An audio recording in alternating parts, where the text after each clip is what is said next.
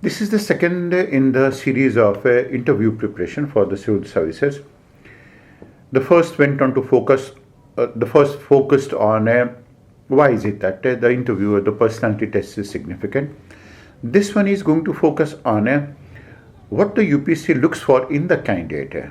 That means what qualities the candidates must go on to possess in order to qualify for civil services examination, particularly interview. What are the qualities that are looked for within a candidate when he or she is going to be called for the interview?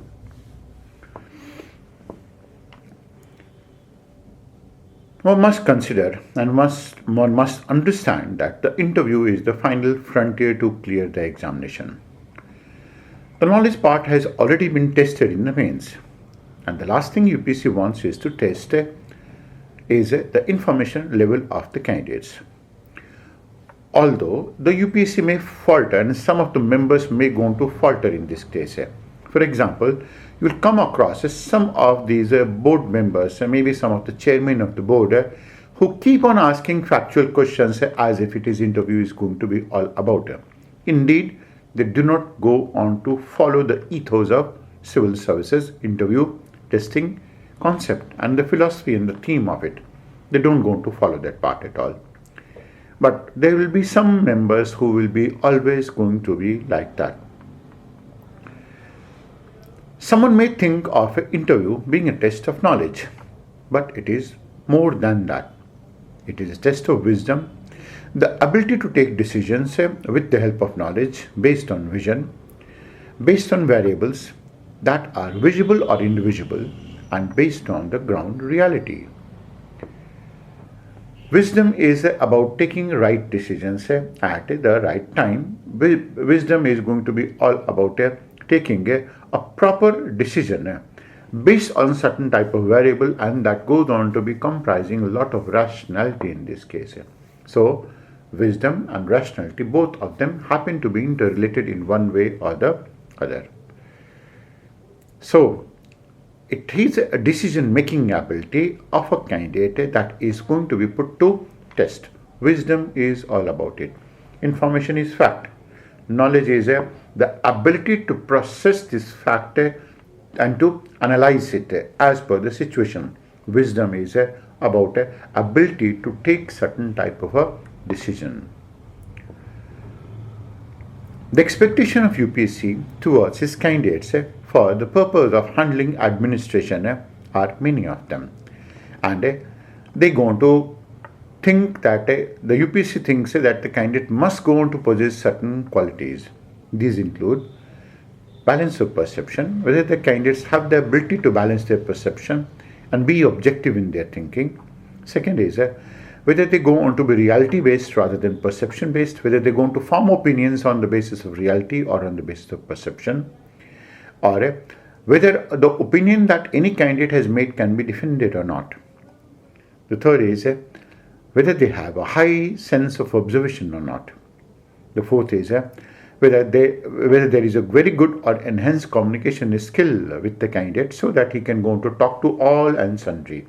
That means he or she can go on to talk to rich, the poor, cutting across all the caste lines, cutting across all the class lines, and can go on to hobnob with the rich and the famous as well as mingle with the lowest strata of the society. The fifth is a solution-oriented thinking. That is not only a thinking, it must be solution-oriented. And sixth will be, of course, loads of leadership traits. When we go on to be talking about loads of leadership traits, it is about doing anything and everything in any field that goes on to make it very, very, very distinctive, very niche as well. That is what we're going to be calling it by the name of loads of leadership traits. Then that is whether they have an ability to build social capital or not. That is whether they can go on to bring a lot of people together or not. And the last is whether they're going to be having a service spirit. Civil services is a service. IAS is Indian Administrative Service. IPS is Police Service. IFS is Indian Foreign Service. IRS is Indian Revenue Service, and so on and so forth. It's a service. So you require a service spirit. It's not a job. It is not to be taken like that of a job.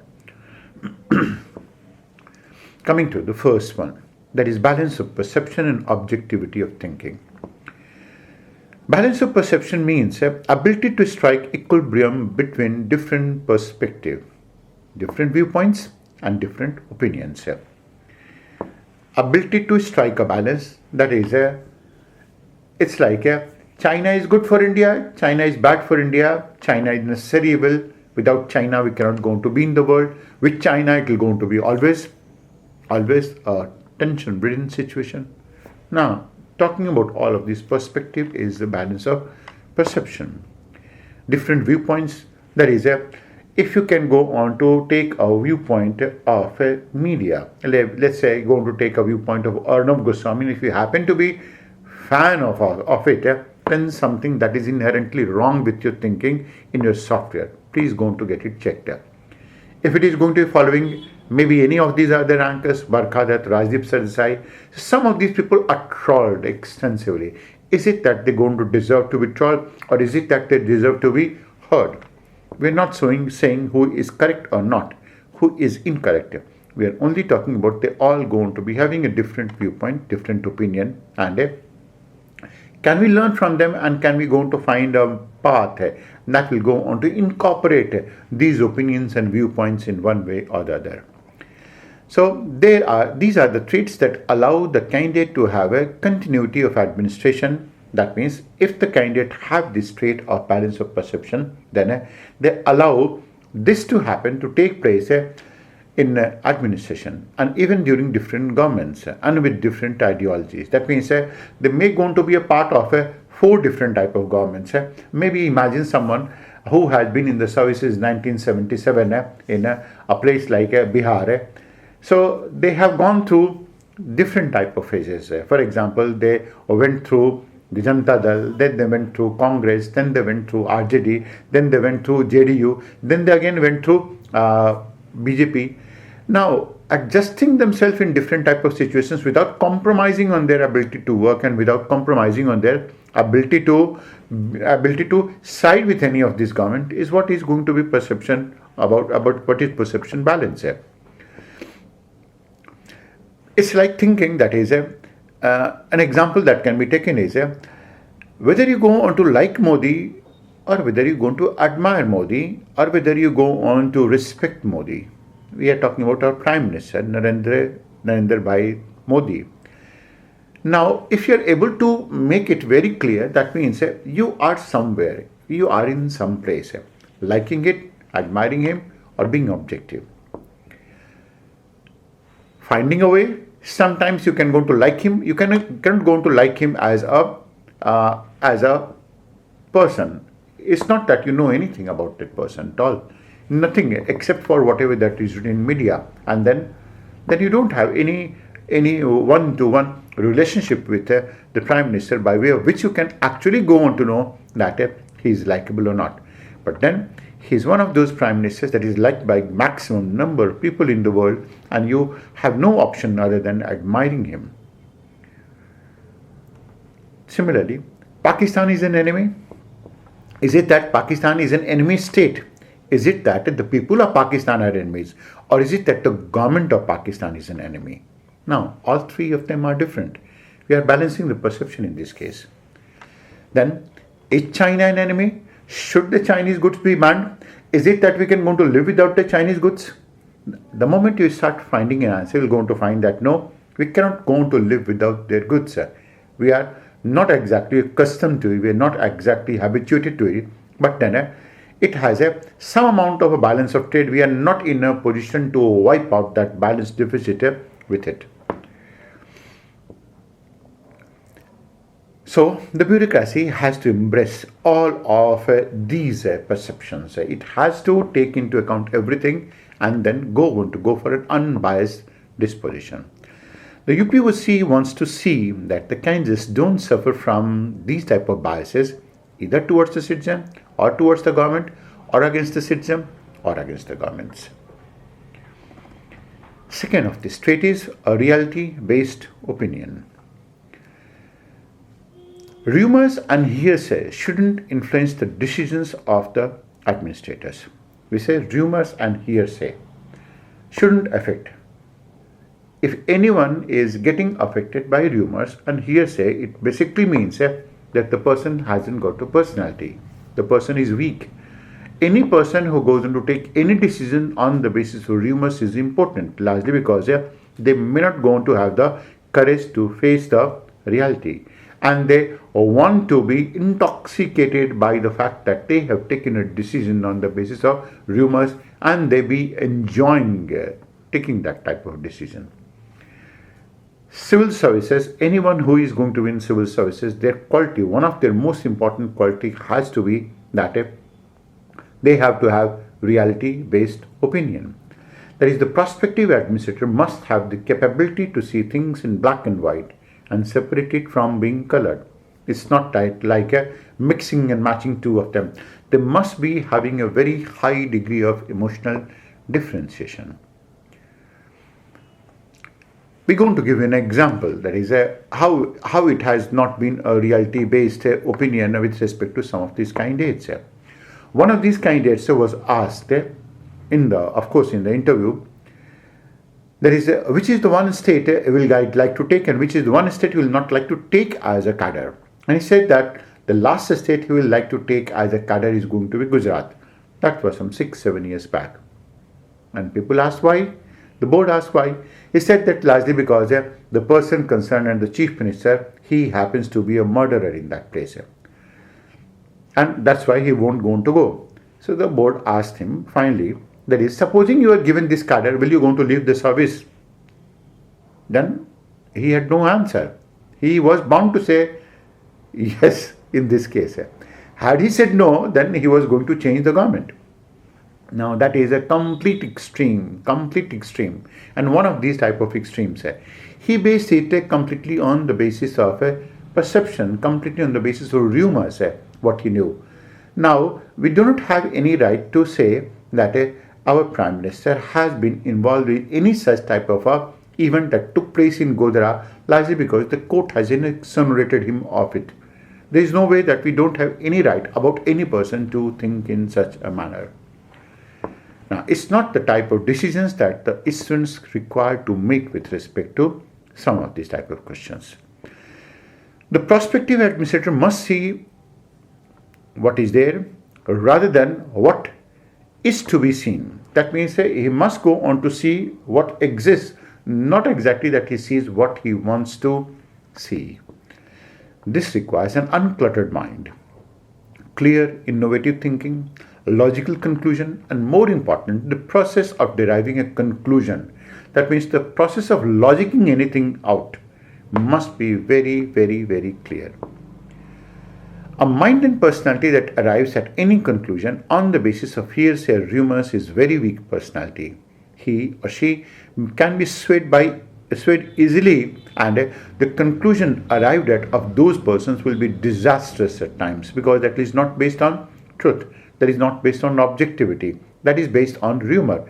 And rumors are like Chinese whisper. That is anything that you're going to hear, anything that you're going to hear about anyone, it may not be correct at all, because you have the information has reached to you through several type of filters. It's like a Chinese whisper. So he or she can be swayed away very easily, and the conclusion arrived can be disastrous. Normally, a good number of students are the product of the coaching culture, indeed take a lot of their decisions based on rumors. And of course, most of them do go on to follow a herd mentality. Even if it is that you have been a part of this culture, you don't have to show that. We can imagine that, of course, some of these things, like coaching and other things, may be essential or may not be essential. But even if it is that you are part of this culture, you don't have to show that. It may be, you can imagine that it may be one of these UPSC's aim to see if the candidates are unbiased or not, if the candidates happen to belong to this coaching culture or not. The third is developed observation sense. An administrator has to meet an amazing variety of people for imparting administration to the people, as well as to solve their problems and to take aid in solving their administrative problem, or to give them aid to solve their problems. This is what the job of the administrator is. So besides other things, he has to have mass contact. He learns mostly through meeting people, not exactly through books. So he learns mostly through meeting people, and the people in turn make him learn a lot of things. The administrator cannot walk along with people for some amount and some distance to know whether they can go to know them. It's not possible for them. He has to make certain type of judgments, and this must entail development of a sharp observation sense to make a value judgment about the surrounding, about the people, about the event, about anything. Now this judgment means that the candidates must understand difference between right and wrong, true and false, genuine and fake, facade and fact. Unless they happen to understand this difference, they will going to find it very difficult to rise in their life also. Now, coming back to it, the one thing that, of course, coaching culture destroys in the students is their sense of judgment and sense of observation, because all of them are tuned to a similar type of a class. Everyone is doing the same class. Everyone is studying the chapter in the same manner. No one is allowed to think in any innovative manner. And sometimes this can go to be really inimical to the interest of the candidates as far as the interview is going to be concerned. So what most of the candidates going to do is that they come up with a stereotyped reply to some of these type of questions, and which the interview board is sharp enough, smart enough to understand it. The fourth part is communication skill. There are two types of communications, verbal and non-verbal. Verbal communication is through words, while non-verbal communication is through body language, expression, eyes, gesture, etc. Effective communication means use of both verbal and non-verbal in a manner that both are complementary to each other, and they should never go on to contradict each other. It's like I go on to sound honest, and if my body language go on to get cluttered and is very clumsy, then it will not go on to give a very good picture at all. If the candidate is sincere, it must show in the choice of the words, the choice of language. A sincere language with an insincere body language is fatal, because it conveys the meaning that the student is faking. Now that is where the problem lies. That is the moment the interview board knows that, and they go on to form a perception that you're faking, you're preparing and creating a facade of yourself, then that really goes on to become lethal, really lethal. Communication skills are in the form of one's ability to express one's view and listen to other views effectively. In a two-way communication, the most important rule is to be a good listener, to listen to what is being said, not to what you think is being said. To listen to what is being said, not what you think is being said. Now this trait is found generally not in practice. Generally, candidates don't go to possess in practice, because if anything that is going to be said, you're going to use all of your perceptions and other things to come to a certain type of a conclusion. Candidates are always found to be eager in talking or giving answers. But one must understand that the answers become relevant when you have responded correctly, not exactly is it that you have reacted to it. So most of these candidates that we have come across, we do going to think that the moment a question is asked, they react. Not exactly that they're going to think, ponder, and then they're going to respond to it. So the foremost thing is to develop is the habit of paying attention to what the interviewers have to say. Then only one has to respond after giving it a thought. In this context, remember certain of these points while one is going to be responding.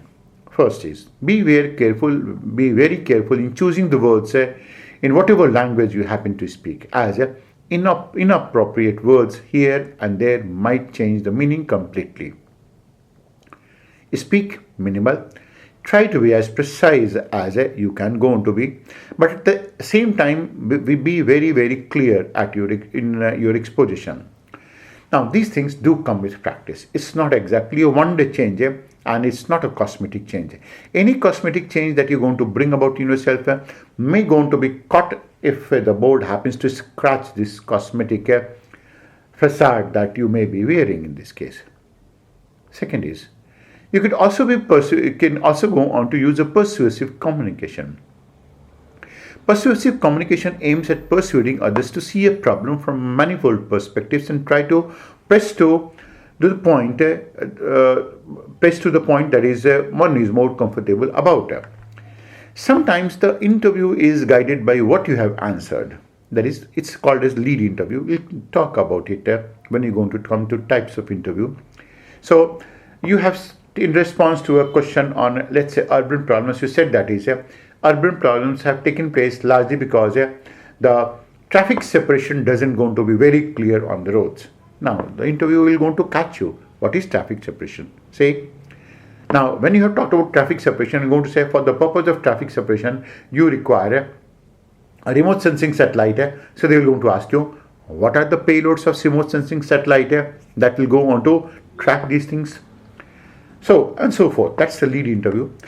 Most of the questions would arise from the answer that you have given. So with persuasive communication, one can more or less devise the course of interview. If it is that one is smart enough, one can make it certain that the interview moves in a direction where they want it to be moving. Of course, but this needs a thorough practice and adequate preparation.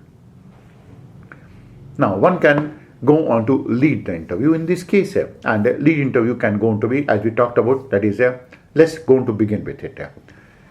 That is, you have been talked about the urban problems, and you have talked about three things. One of these urban problem is traffic problem. Second problem is environmental degradation. The third problem is going to be associated with this sprawl.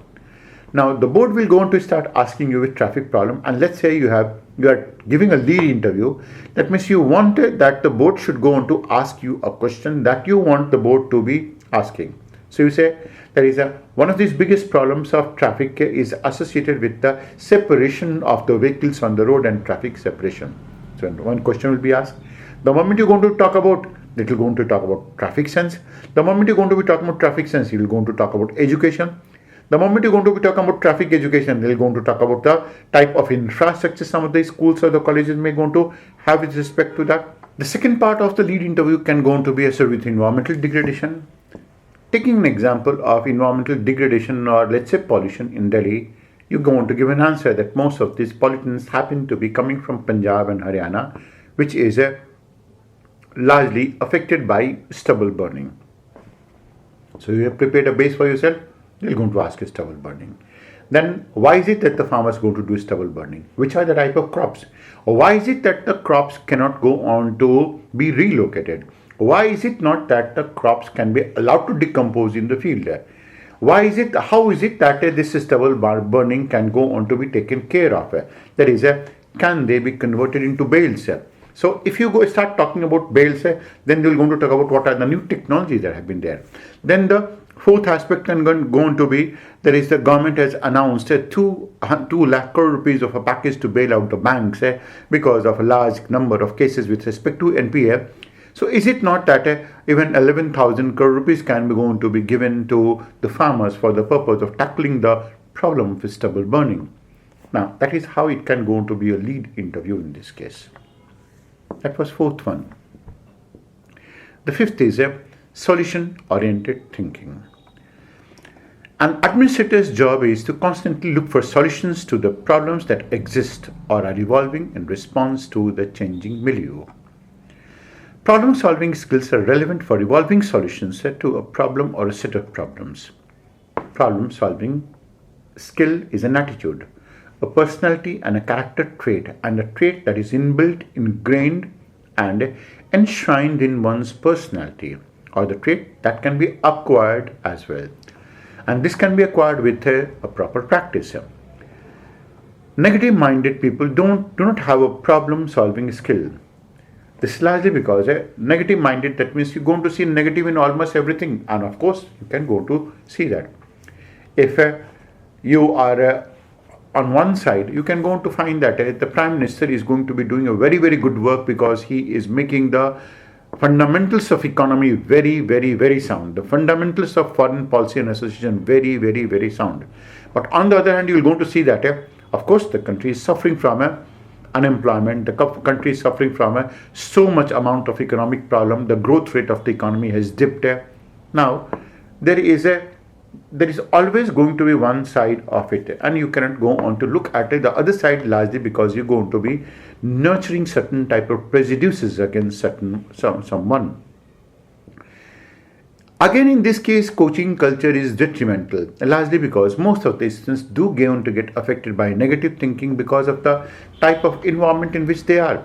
Most of these students do going to talk about this teacher is bad, that teacher is bad, that institute is good, that institute is not good, that person has a personality or not. That's what exactly most of these talks going to be centered around, as I am told generally. It may not be correct, but if that is correct, that is there is going to be a group of almost 80% students who are always going to be very insincere in their effort, and they're going to be talking about toppers, the life of the toppers. They're always going to make very high projections. They don't going to follow that, and they're always going to be thinking bad about the other people. Most of the time, they are going to be talking about their teachers, and they keep on comparing their teachers whom they are being taught by. That's a negative mindset. Of course, these type of students do going to find it very, very, very difficult to qualify in the examination ultimately. A problem is a gap between the desired state of affair and the actual state of affair at a particular point of time. In order to overcome this gap, relevant action is required. For identifying this action, problem-solving skills are required. Problem-solving skills are relevant not only for case-based group discussion as widely perceived, but are relevant to topic-based group discussion too. Anyone's problem-solving skills are reflected in some actions, group discussion, process, and group actions also. While discussing a topic or a case, a candidate has to adopt a systems approach, that is to treat the topic or the case as a whole. A system is identified by its interrelationship of the different components. That is, how is it that all of these things are going to be interwoven with each other? For example, if the discussion is about the status of education in India, then it is pertinent to classify education into three categories: primary education, secondary education, and higher education. These three categories of education have high degree of correlation. A high-level education is highly dependent on a lower-level education and to spread lower-level education to masses optimally. In order to identify issues involved in the case, you can identify the root cause and that is underlying cause. For example, by discussing the reasons for poor status of education in India, the first thing that is to differentiate education from literacy, and they do not just you have to mention about the lack of funds, lack of discipline in the society. There are a host of other factors that are going to be responsible for it. These may not be the root causes, but intervening causes resulted from the root cause. For example, the lack of commitment on the part of the concerned governments may be because the parents themselves do not go to understand what is the difference between education and literacy, and that's the reason why this type of a situation may go to emerge as well. And while suggesting a solution to any problem, check its feasibility and its effect on other components of the system. Otherwise, there is a likelihood that your solution may solve one problem, but it's going to create another one, and may going to create a host of systems problem that one will go to lead to another, and so on, leading to a domino effect ultimately.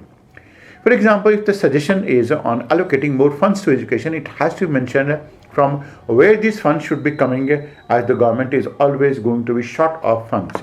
Maybe the government has a priority in some states, like let's say Odisha, where the government may have a priority to allocate these funds to the food sector. And how is it that these increased funds shall be effective, and how should the government go for it? This is something that has to be mentioned in this case. The sixth is leadership trait and the social capital formation. UPSC is placing high importance in those candidates who can go on to build social capital, who can be a part of a team, and who can go on to become good team players, and who can go on to lead a team as well. And these skills are problem-solving skills, human skills, communication skills, volunteering skills, initiatives, and leadership skills. These are known as core skills for a good administrator. This is the reason why these skills are being included and checked right from the preliminary levels, which is reflected in the new type of questions asked in the prelims, and more such type of questions are going to be asked also in the mains examination. Evaluators focused on these skills and traits while testing the performance of the candidate during the personality test. Leadership is all about taking initiative. It is also about taking decision. It is also about connecting people. It is also about involving people. It's also about serving people. Just some time back we talked about that is Dasa's Siddhartha. It is also about influencing people for the cause. And it is also going to be all about how is it that the people can go on to be motivated also. There can be several manifestations of this leadership. For example, that is being polite is one manifestation of leadership. In being together is one manifestation of leadership. In being innovative is one manifestation of leadership. In being bold is another manifestation. And in anything in which they have developed a trait beyond ordinary is going to be another manifestation of this leadership. Leaders are always going to be those type of people who are able to defend their actions. Leaders don't think like masses. Leaders don't go on to say certain statements which don't have a meaning. Leaders always go on to think differently because they are not like masses, and therefore leaders are always alone but always ahead. For an administrator, leadership is all about taking a lot of people together, being with them, making them feel collective, and convince them of the wisdom of their proposed actions. The bigger the social capital, the more support the administrator can get from people, and easier will be for him or her to implement some strict measures as well. Social capital is going to be one of these most important tools by way of which the administrator can go on to bind the people together. They can go on to motivate these people, and with the help of these people, he or she can go on to solve the problem. These are some of the essential traits a candidate must go on to have, and these are some of the traits that the interviewer looks for in the candidate.